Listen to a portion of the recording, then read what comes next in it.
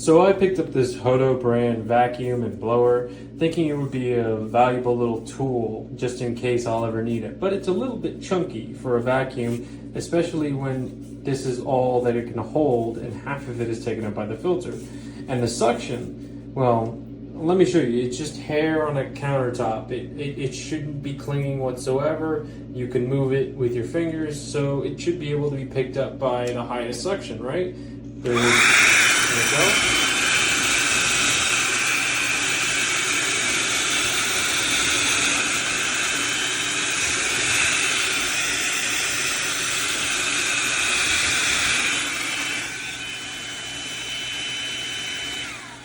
Now you can see it picked up a lot, but it didn't pick up enough for me to justify this.